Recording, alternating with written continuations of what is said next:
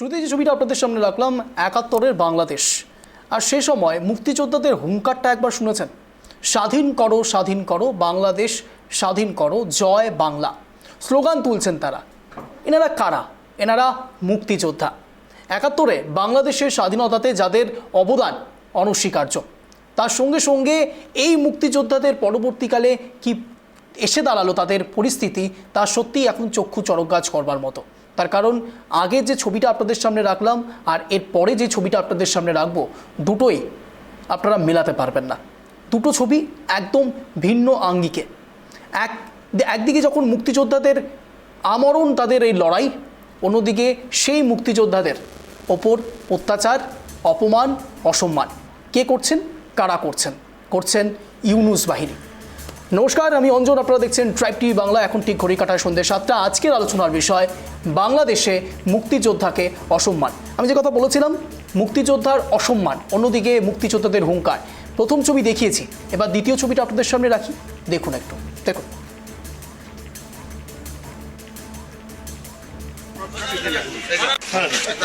ছবিটা আপনারা সবখানে দিলেন, ছবিটা আপনারা সবখানে দিলেন, ছবিটা আপনারা সবখানে দিলেন, ছবিটা আপনারা সবখানে দিলেন, ছবিটা আপনারা সবখানে দিলেন, ছবিটা আপনারা সবখানে দিলেন, ছবিটা আপনারা সবখানে দিলেন, ছবিটা আপনারা সবখানে দিলেন।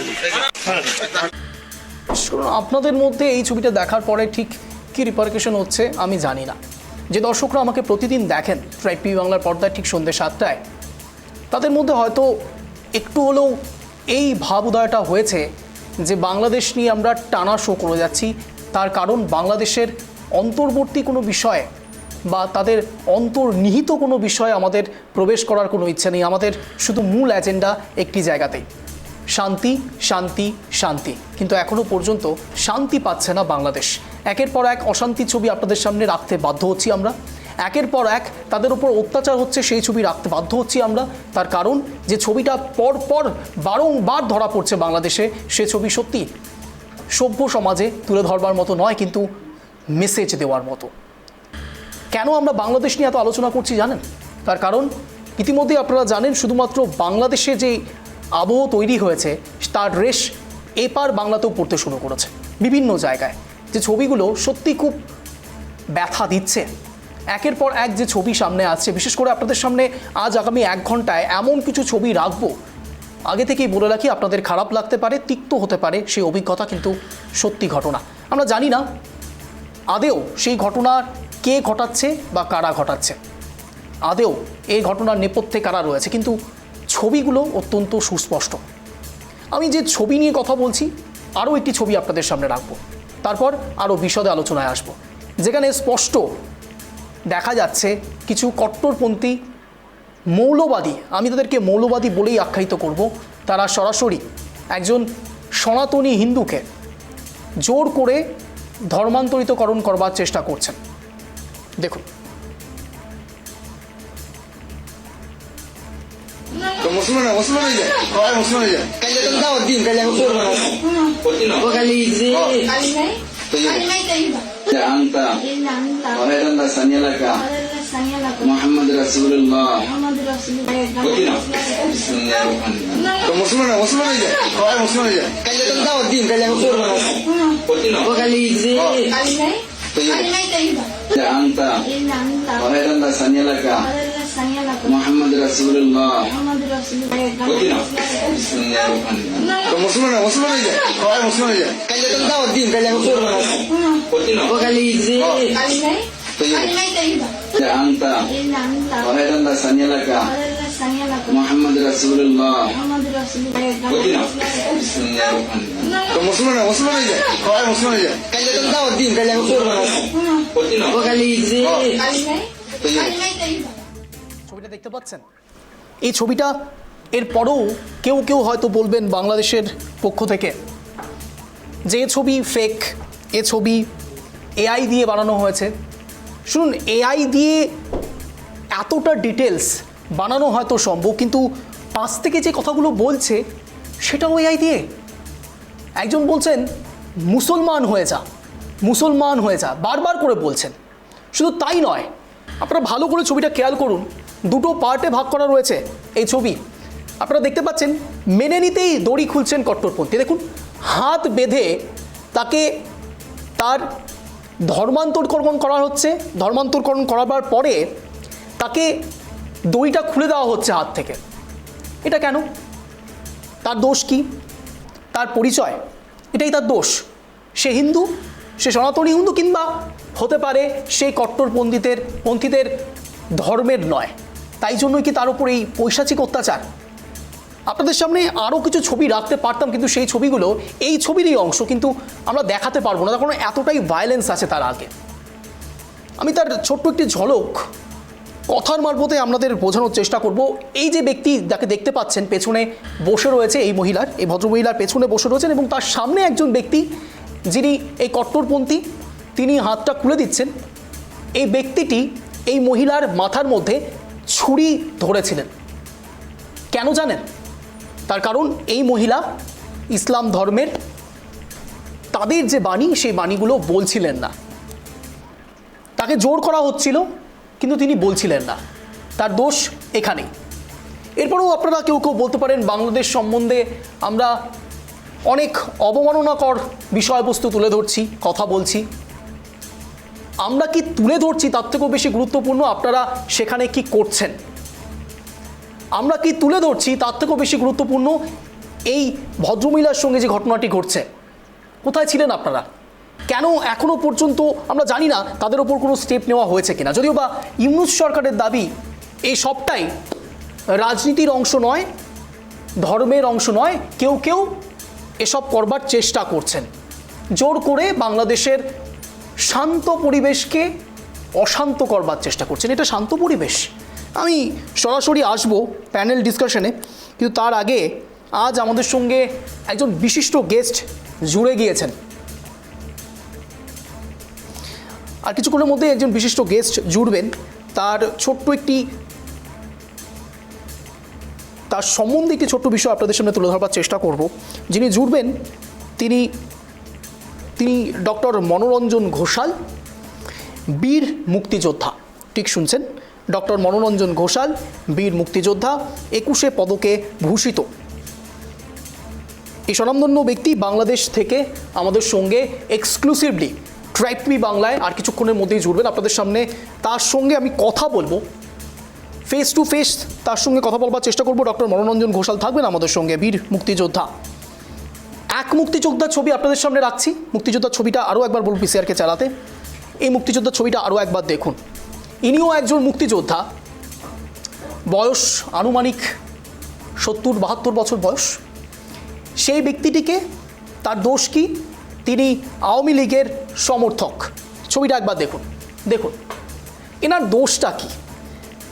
একজনের দোষ হয়তো তিনি ইসলাম ধর্মে বিশ্বাস করেন না, আরেকজনের দোষ তিনি আওয়ামী লীগের সমর্থক।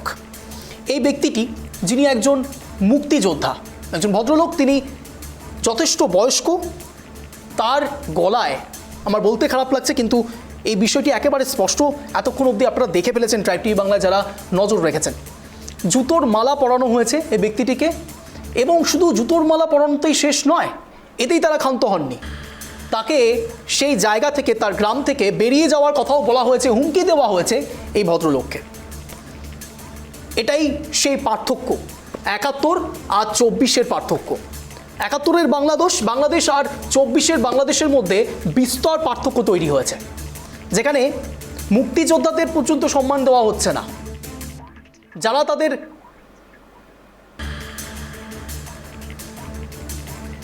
যেখানে এই মুক্তিযোদ্ধাদেরও সম্মান করা হয় না, যাদের দ্বারা তারা এই স্বাধীনতা পেলেন। আমি মুক্তিযোদ্ধা কেন বলছি জানেন? তার কারণ তার নামের থেকেও তার ডেজিগনেশন অত্যন্ত দামি। এনার নাম, যিনি এতক্ষণ পর্যন্ত আপনাদের সামনে আপনারা দেখতে পাচ্ছেন সেই ছবি, সেই ব্যক্তি যিনি গলায় জুতোর মালা পরে রয়েছেন, সেই ব্যক্তিটিকে আমাদের দেখাতে হচ্ছে আপনাদের সামনে।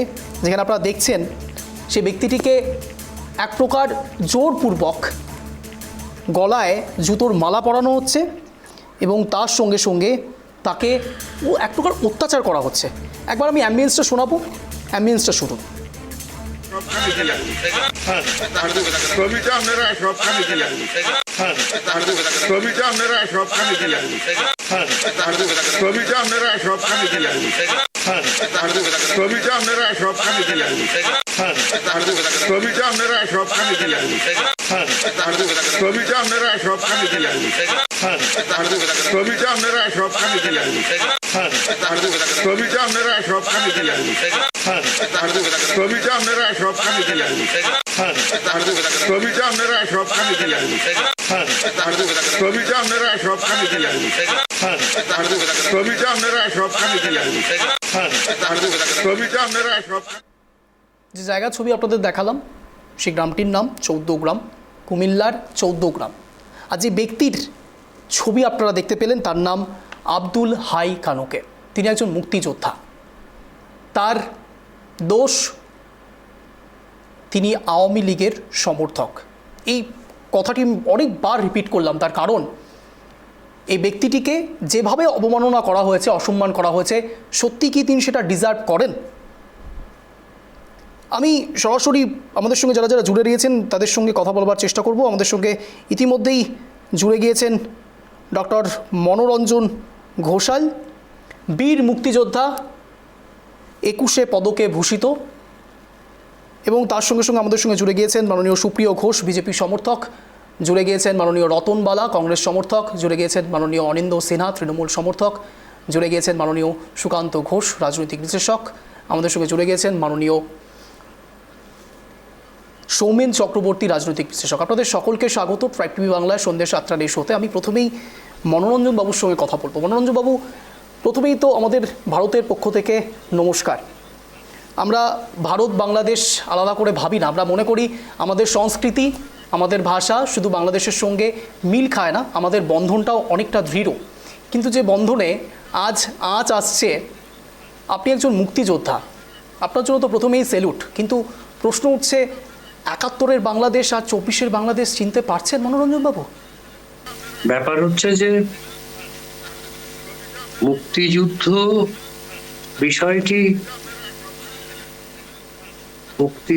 বিষয়টি ইতিহাসের একটি উল্লেখযোগ্য বিষয়, স্বর্ণালী অধ্যায়। এই পর্যন্ত আসতে অনেক সময় লেগেছে। বাংলাদেশে যারা রাজনীতি করতেন বা করেছেন তাদের অনেক সময় লেগেছে। এখন এই মুক্তিযুদ্ধ বিষয়টি নিয়ে কোনো খেলা বা ছেলে খেলা এটা করা ঠিক নয়।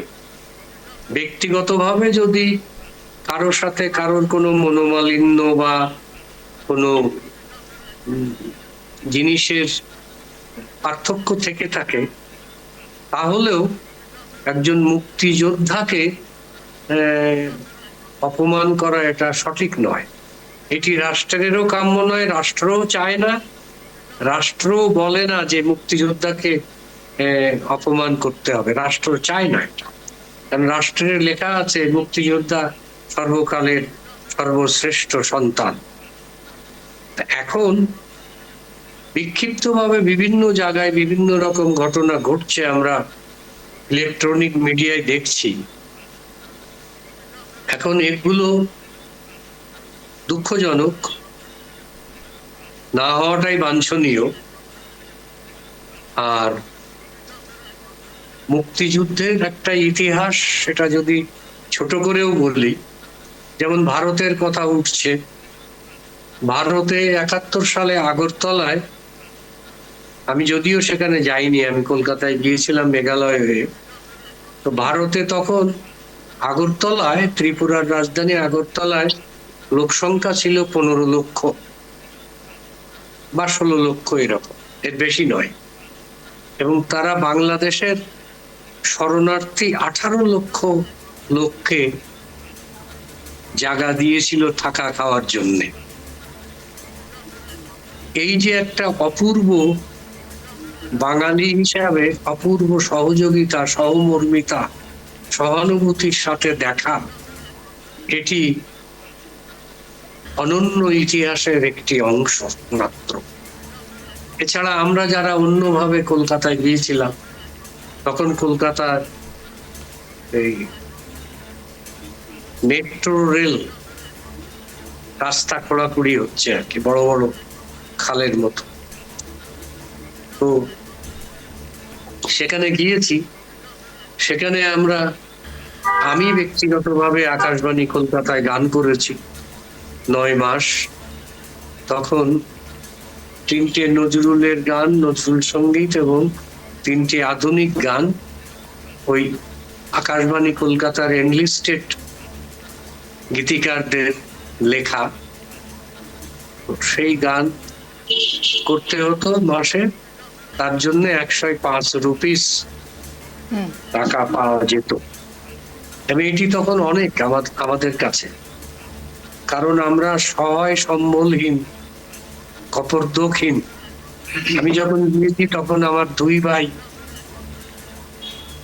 এক ভাইয়ের লাশ পেয়েছি, বড় ভাইয়ের, কিন্তু একজন ব্রাহ্মণ সন্তান হিসেবে সেই বড় ভাইয়ের সৎকার করতে পারি নাই, কারণ কারফিউ ছিল।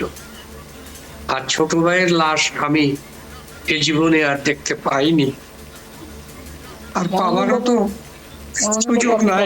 15 বছর হয়ে গেছে।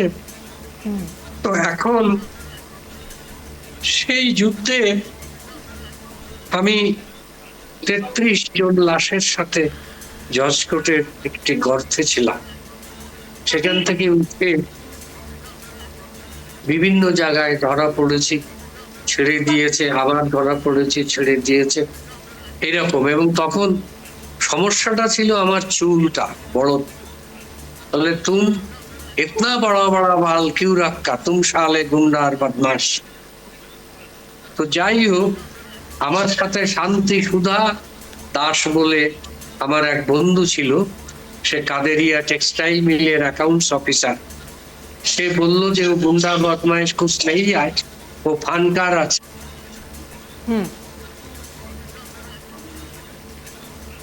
তো আমি তখন ফানকার মানে বুঝতাম না, পরে বুঝেছিলাম যে কলাকার, ফানকার, গায়ক সব একই শব্দ বিভিন্ন ভাষায়। তো এইভাবে আমরা, আমাদের স্বাধীন বাংলা বেতার কেন্দ্র হলো, সেখানে যাব। তো আমাকে একজন বলে দিল যে আপনি 9 নম্বর সার্কাস এভিনিউতে যান, ওখানে বাংলাদেশের একটা অফিস আছে। তো সেখানে যে দেখলাম যে ওটা আমাদের ডেপুটি হাই কমিশনের অফিস। হোসেন আলী আমাদের ডেপুটি হাই কমিশনার বাংলাদেশের পক্ষ, উনি আনুগত্য প্রকাশ করেছেন। উনি ছিলেন পাকিস্তানের, পরে বাংলাদেশের আনুগত্য প্রকাশ করায় উনি তখন আমাদের একমাত্র অফিসিয়াল ঠিকানা। ওখানে গেলাম, আমাদের অনেক লোকজন। ওখানে মোস্তফা মনোয়ার হোসেন, বিখ্যাত শিল্পী, ভারতে এবং বাংলাদেশে তার পরিচিতি রয়েছে। যারা চিত্র অঙ্কনের সাথে জড়িত তারা এই নামটা জানেন। তিনি বললেন যে তুমি এই ঠিকানায় যাও, 57/8 বালিগঞ্জ সার্কুলার রোড, এখানে যাও। ওই বিল্ডিংটাই আমাদের স্বাধীন বাংলা বেতার কেন্দ্র হবে, এখনো হয়নি। তখন উনি একটা ফোন ধরিয়ে দিলেন আমাকে। দেখলাম যে আমাদের তখনকার সময়ে সব থেকে উল্লেখযোগ্য শিল্পী ছিলেন মোহাম্মদ আব্দুল জব্বার। তার গলা ভেসে আসলো, বলে যে দোস্ত কিয়া হুয়া। আমি বললাম যে তুমি কিসে কথা বলছো? তো বলছে না, এখানে তো সব চারিদিকে। আমি বললাম না, কলকাতায় তো চারিদিকে এরকম কেয়া হুয়া, হুক্কা হুয়া, এসব কথা হয় না। তো হাসতেছে, হাসতে হাসতে বললো, তুমি এসে গেছো, এটা ভালো কথা, চলে আসো। যদি 57/8 না, সেও পরামর্শ দিল একটা হলুদ ট্যাক্সি ধরো, ওখানে তুমি পাগড়িওয়ালা। হ্যাঁ, সংক্ষেপেই বলছি, এটা আসলে অনেক দীর্ঘ। পাগড়িওয়ালা লোক পাবে, তাকে তুমি বলবে যে 57/8 বালিগঞ্জ সার্কুলার রোড। সেটা যদি না বুঝতে পারে, তখন বলবে যে ও ফিল্ম অ্যাক্ট্রেস সুচিত্রা সেন কা কোঠি কাহা, উসকা পার লেকে চলো। তারপরে সেখানে গেলাম, সেখানে ও নিয়ে গেল চীনে। তারপরে ওখানে যেতেই লুঙ্গির মতো সাদা ধুতি পরা, সাদা পাঞ্জাবি পরা এক ভদ্রলোক, তিনি এসে বললেন যে আপনারা কোথা থেকে এসেছেন। আমি বললাম যে আপনি তো আমাদের থেকে অনেক বয়সে বেশি, বয়োজ্যেষ্ঠ, আপনি আপনি বললে তো আমি কথার উত্তর দেব না। তখন উনি বললেন যে আমাদের এখানে তো এসবগুলো উঠে গেছে, তা তোমরা কোথা থেকে এসেছো? আমরা ঢাকা থেকে। আরে বলো কি? তখন উনি ওনার স্ত্রীকে ডাকলেন, দেখলো এই দেখো কাকার ওখান থেকে লোক আসছে। তা আমরা একটু ভরকে গেলাম যে কাকার ওখান থেকে লোক আসছে, বিষয়টা কি? তখন আমি বললাম যে আপনার কাকা কে? তখন বললেন ও তোমাদের তো বলা হয়নি, আমার কাকা হলো সেন্ট্রাল গভর্নমেন্টের আইনমন্ত্রী অশোক সেন, সেই সময় ছিলেন। এবং তিনি বললেন যে উনি পগজ স্কুলের ছাত্র। তা পগজ স্কুলের সামনেই আমাদেরকে চোখ বেঁধে দাঁড় করিয়ে গুলি করার ব্যবস্থা করা হয়েছিল। বুঝতে যেহেতু পেরেছি সংক্ষেপে মনোরঞ্জন বলতে বাবু, আপনার হবে, থেকে আরও কিছু অভিজ্ঞতার কথা নিশ্চয়ই শুনবো, কিন্তু এর আগে আমি শুধু একটি ছোট প্রশ্ন করে আমি বাকিদের কাছেও যাব। প্রথমেই তো জানার চেষ্টা করব যে আপনি এখন বাংলাদেশ থেকে সরাসরি ভারতের এই মিডিয়া চ্যানেলে আপনার বক্তব্য পেশ করছেন, কোনো রকম ভয় করছে কি? তার কারণ যে ঘটনাটি আজ সবার সর্বসমক্ষে রয়েছে, একজন মুক্তিযোদ্ধাকে গলায় যেভাবে জুতোর মালা পরিয়ে অসম্মান করা হচ্ছে, কোনো জায়গায় কি ভয়ের কোনো বাতাবরণ তৈরি হচ্ছে? না, মুক্তিযোদ্ধাদেরকে অসম্মান করার তো সুযোগ নেই, যদি না তার ব্যক্তিগত কোনো দুষ্কৃতি বা দুষ্কর্ম থেকে থাকে। কারণ আচ্ছা, অর্থাৎ আপনি মুক্তিযোদ্ধা বলতে তো চাইছেন জাতির শ্রেষ্ঠ এটা সন্তান, ব্যক্তিগত আক্রমণের এটা জের হয়েছে? সরকারি খাতায় লিপিবদ্ধ আছে। বুঝতে পেরেছি। এবং আমি এবার বাকিদের কাছেও যাওয়ার চেষ্টা করব। আমি বাংলাদেশের অহংকার হলো মুক্তিযুদ্ধ এবং মুক্তিযোদ্ধার ভূমিকা, এটা নিঃসন্দেহে সবাই স্বীকার করেন। তবে একটা ব্যাপার আছে আমাদের দেশে, সেটা হলো যে যেমন বৃষ্টির জল পড়লে সেটা নিচে প্রবাহিত হয়, তা আমাদের এখানে কোনো কিছু ঘটলে সাধারণত এই আমাদের মধ্যে এসে নেমে পড়ে। সেটা সরকারি বেসরকারি কোনো বিষয় নয়, সেটি অনেক দুরভিসন্ধিমূলক লোকজন থাকে, তারা একটা গন্ডগোল পাকানোর জন্য এগুলো করে থাকে।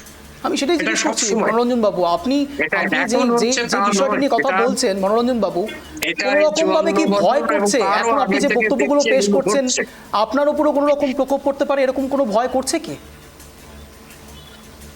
দেখুন, আমি যে সমস্ত ভয়ের অংশ কাটিয়ে উঠে যুদ্ধে করতে গিয়েছি, তাতে আমার ভয়ের কোনো বিষয় নেই। আমি তো সত্যি কথা বলছি।